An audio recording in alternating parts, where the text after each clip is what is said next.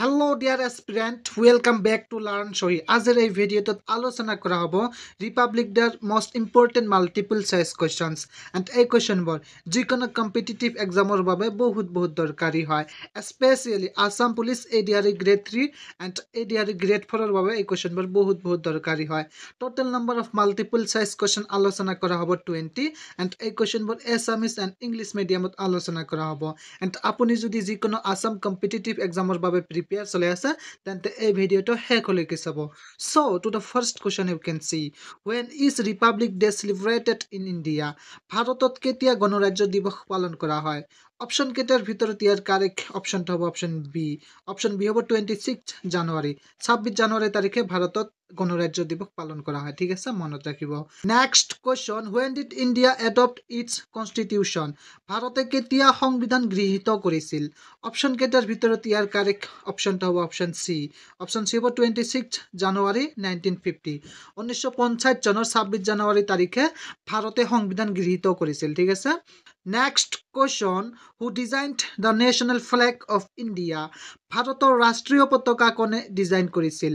Option A আছে Mahatma Gandhi, B আছে জৱাহৰলাল নেহৰু, সি আছে চৰ্দাৰ পেটেল এণ্ড ডি আছে পিংগলি ভেংকয়া। অপশন কেইটাৰ ভিতৰত ইয়াৰ কাৰেক্ট অপশনটা হ'ব অপশন ডি। অপশন ডি হ'ব পিংগলি ভেংকয়া। পিংগলি ভেংকয়াই ভাৰতৰ ৰাষ্ট্ৰীয় পতাকা ডিজাইন কৰিছিল, মনত ৰাখিব। It is very important question. Next question, who ৰট the constitution of India? ভাৰতৰ সংবিধান কোনে লিখিছিল? অপশন এ আছে মহাত্মা গান্ধী, বি আছে বি আৰ আম্বেদকাৰ, সি আছে জৱাহৰলাল নেহৰু এণ্ড ডি আছে চৰ্দাৰ পেটেল। অপশন কেইটাৰ ভিতৰত ইয়াৰ কাৰেক্ট অপশনটা হ'ব অপশন বি। অপশন বি হ'ব B R Ambedkar. B R আম্বেদকাৰে ভাৰতৰ সংবিধান লিখিছিল। ঠিক আছে। Next question, who was the first president of India? ভাৰতৰ প্ৰথম ৰাষ্ট্ৰপতি কোন আছিল? অপশন কেইটাৰ ভিতৰত ইয়াৰ কাৰেক্ট অপশনটা হ'ব অপশন এ। অপশন এ হ'ব ৰাজেন্দ্ৰ প্ৰসাদ। ৰাজেন্দ্ৰ প্ৰসাদ আছিল ভাৰতৰ প্ৰথম ৰাষ্ট্ৰপতি। Next question, what is the Republic day 2024 theme? 2024 চনৰ গণৰাজ্য দিৱসৰ বিষয়বস্তু কি? অপশন কেইটাৰ ভিতৰত ইয়াৰ কাৰেক্ট অপশনটা হ'ব অপশন এ। অপশন এ হ'ব বিকশিত ভাৰত এণ্ড ভাৰত লোকতন্ত্ৰ কি মাতুৰ কাৰ। Next question, which scheme was launched by PM Modi on the auspicious occasion of the Pran Pratishtha of Ram temple? Ram মন্দিৰৰ প্ৰাণ প্ৰতিষ্ঠাৰ শুভ উপলক্ষে প্ৰধানমন্ত্ৰী মোদীয়ে তলৰ কোনখন আঁচনি আৰম্ভ কৰিছিল? অপশন কেইটাৰ ভিতৰত ইয়াৰ কাৰেক্ট অপশনটা হ'ব অপশন বি। অপশন বি হ'ব PM সূৰ্যোদয় যোজনা। ঠিক আছে, মনত ৰাখিব। Next question, who was the first president of India to hoist the flag on Republic Day? গণৰাজ্য দিৱসত পতাকা উত্তোলন কৰা ভাৰতৰ প্ৰথমজন ৰাষ্ট্ৰপতি কোন? অপশন কেইটাৰ ভিতৰত ইয়াৰ কাৰেক্ট অপশনটা হ'ব অপশন বি। অপশন বি হ'ব ডক্টৰ ৰাজেন্দ্ৰ প্ৰসাদ। ডক্টৰ ৰাজেন্দ্ৰ প্ৰসাদ গণৰাজ্য দিৱসত পতাকা উত্তোলন কৰা ভাৰতৰ প্ৰথমজন ৰাষ্ট্ৰপতি। ঠিক আছে, মনত ৰাখিব। Next question, who is popularly known as father of Indian constitution? জনপ্ৰিয়ভাৱে কাক ভাৰতীয় সংবিধানৰ প্ৰীতি বুলি জনা যায়? অপশন কেইটাৰ ভিতৰত ইয়াৰ কাৰেক্ট অপশনটা হ'ব অপশন বি। অপশন বি হ'ব B R Ambedkar. B R আম্বেদকাৰক জনপ্ৰিয়ভাৱে ভাৰতীয় সংবিধানৰ প্ৰীতি বুলি জনা যায়। ঠিক আছে, মনত ৰাখিব। Next question, who is the foreign chief guest in the Republic Day parade in 2024? 2024 চনত গণৰাজ্য দিৱসৰ পেৰেডত বিদেশী মুখ্য অতিথি কোন? অপশন এ আছে বৰিছ জনছন, বি আছে ভ্লাদিমিৰ পুটিন, চি আছে ইমানুৱেল মেক্ৰন এণ্ড ডি আছে শ্বেইখ হাছিনা। ইয়াৰ কাৰেক্ট অপশনটা হ'ব অপশন চি। অপশন চি হ'ব ইমানুৱেল মেক্ৰন। ঠিক আছে। 2024 চনত গণৰাজ্য দিৱসৰ পেৰেডত বিদেশী মুখ্য অতিথি হৈছে ইমানুৱেল মেক্ৰন, মনত ৰাখিব। Next question, which anniversary of Republic day has been celebrated on 26 জানুৱাৰী 2024? 2024 চনৰ 26 জানুৱাৰীত গণৰাজ্য দিৱসৰ কোনটো বাৰ্ষিকী পালন কৰা হৈছে? অপশন কেইটাৰ ভিতৰত ইয়াৰ কাৰেক্ট অপশনটা হ'ব অপশন চি। অপশন চি হ'ব 75। Next question, what was the duration in the making of the Indian constitution? ভাৰতীয় সংবিধান নিৰ্মাণৰ সময়সীমা কিমান আছিল? অপশন কেইটাৰ ভিতৰত ইয়াৰ কাৰেক্ট অপশনটা হ'ব অপশন এ। অপশন এ হ'ব 2 years 11 months and 18 days। ঠিক আছে, 2 বছৰ 11 মাহ আৰু 18 দিন লাগিছিল ভাৰতীয় সংবিধান নিৰ্মাণ কৰোঁতে, মনত ৰাখিব। Next question, Who was the special guest during India's first Republic Day celebration in 1950? 1950 চনত ভাৰতৰ প্ৰথম গণৰাজ্য দিৱস উদযাপনৰ সময়ত কোন বিশেষ অতিথি আছিল?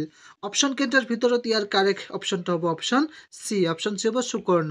সুকৰ্ণ আছিল 1950 চনত ভাৰতৰ প্ৰথম গণৰাজ্য দিৱস উদযাপনৰ সময়ত বিশেষ অতিথি। ঠিক আছে, মনত ৰাখিব। Next question, how many times is the national anthem played during the Republic Day parade?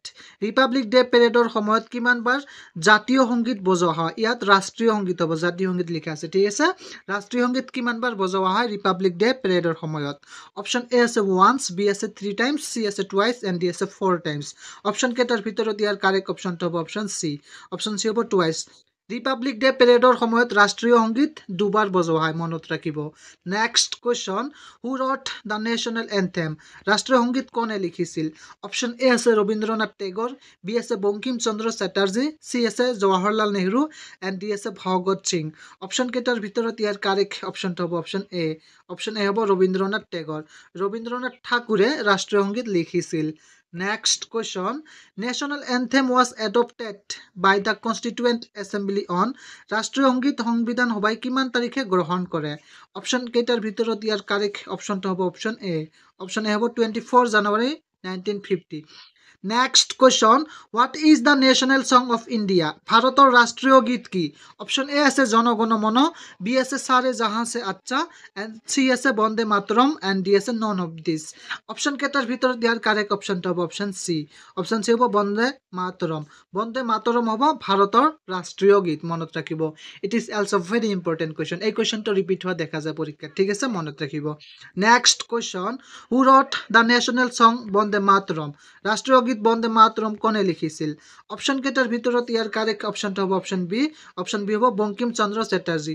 Bankim চন্দ্ৰ চেটাৰ্জীয়ে ৰাষ্ট্ৰীয় গীত বন্দে মাতৰম লিখিছিল, মনত ৰাখিব।